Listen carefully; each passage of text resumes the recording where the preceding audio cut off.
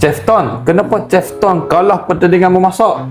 Ada 100 orang juri, majoriti tak undi masakan chef. Saya dah masak sedap dah ni. Mereka tu undi chef tu sebab ada rambut je. Saya ni botak. Ini tak adil. Tapi chef, mungkin masakan chef tu berminyak kot, lebih garam kot.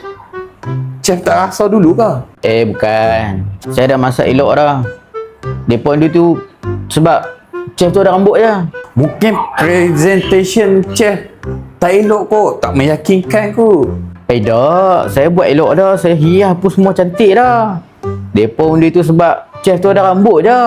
Chef cuba rasa masakan chef sekarang. Kan chef pisah tanpa rasa dulu. Alah, makanan saya masak kot. Saya tengok pun dah tahu. Mesti sedapnya. Tak apalah. Saya rasalah nak bagi puas hati awak. Tak sedap rupanya. Patutlah mereka tak undi saya.